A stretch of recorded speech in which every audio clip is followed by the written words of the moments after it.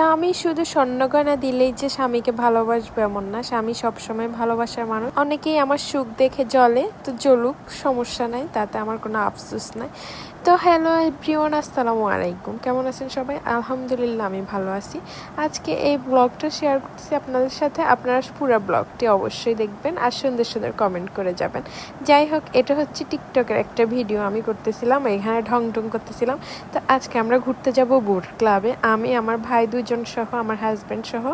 যেহেতু ড্রাইভার আমার হাজব্যান্ড, মানে আমার হাজব্যান্ড আমাদের গাড়িটা চালায়, সেজন্য আমি ড্রাইভার বলি। তো আমার ড্রাইভার পুরো গাড়িটা মুছতেছিল আর আমি এদিকে পাশে দাঁড়াইছিলাম গ্রাউন্ড ফ্লোরে। তারপরে মোছামুছি শেষ, তারপরে আমরা গাড়িতে উঠে যাই। আমি আমার বেবিকে কোলে নিয়ে বসছি, আমার ভাইয়েরা আমার পিছনে বসছে, আর আমার হাজব্যান্ড তো গাড়ি চালায়, ওর নিজের গাড়ি ও নিজেই চালায়। যাই হোক, তারপরে হচ্ছে আমরা গ্রাউন্ড ফ্লোর থেকে গাড়িটা বের করে যখন আমরা 2 নম্বর গেট ফ্লাইওভারে উঠি, তখন আমাদের গাড়িতে এত সুন্দর একটা মিউজিক বাজতেছিল। আমি ভিডিওটা নিছি কিন্তু কপিরাইটের জন্য দিতে পারতেছি না গানটা, অনেক ভালো লাগতেছিল। যাই হোক, আমার হাজব্যান্ডের সাথে জার্নি করতে আমার বরাবরই অনেক ভালো লাগে, আর আমার ভাইরা তো তাতে। আর একটা কথা, এটা হচ্ছে আমার বেবি যখন আমাদের গাড়িতে উঠে আমরা যখন জার্নি করি, আমার বেবি সাথে সাথে ঘুমাই যায়।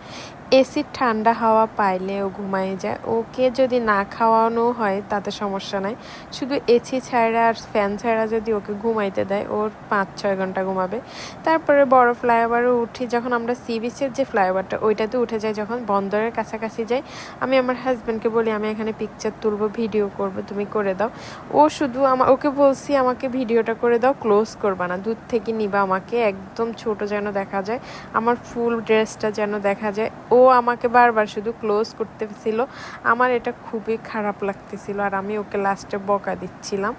আর ওর সামনে আসলে হাজব্যান্ড হলে কি হবে, ওর সামনে দেখেন ও কিভাবে ক্লোজ করতেছে, এটা আমার একদমই খারাপ লাগছে। আমি খুবই রিয়েক্ট করছি, মানে কেন এটা ক্লোজ করো, তোমাকে না করছি তারপরে কেন করছো।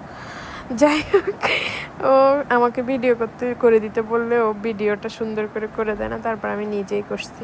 তারপর নিজের ভিডিও নিজেই করলাম, এখানে বন্দর চারপাশ, আর ও আমার ভাইয়ের ভিডিও করে দিচ্ছিল, পিকচার তুলে দিচ্ছিল ওরা পিছনে, আর এদিকে আমার কানের পাশে কি যেন চুলকাচ্ছিল, বারবার দেখতেছিলাম। যাই হোক, আমাদের ঘুরতে অনেক ভালো লাগতেছিল, মানে এই ফ্লাইওভার উপর থেকে পুরো চট্টগ্রামের ভিউ দেখা যায়।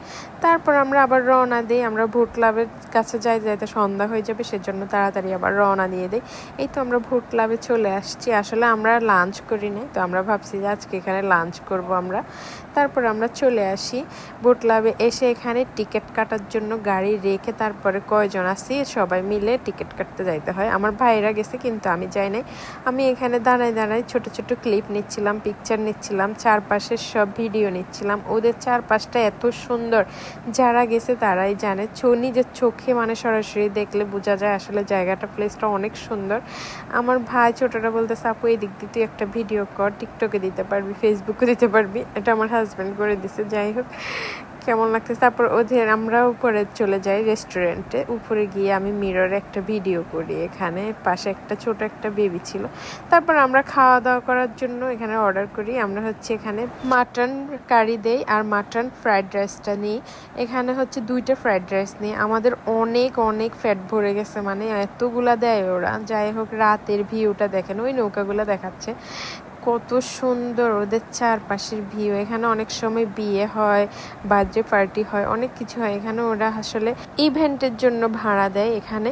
যাই হোক, তো আমরা এখান থেকে বের হয়ে যাই, আমরা বাসায় রওনা দিই, যেহেতু অনেক রাত হয়ে যাচ্ছে এখানে প্রায় আমরা ওখানে বসে থাকতে থাকতে খাওয়া দাওয়া করতে করতে 7:30 বেজে গেছে। তো আমরা যেহেতু অক্সিজেন থাকি, আর হচ্ছে আমরা গেছি একদম চট্টগ্রামের লাস্টে বন্দরে।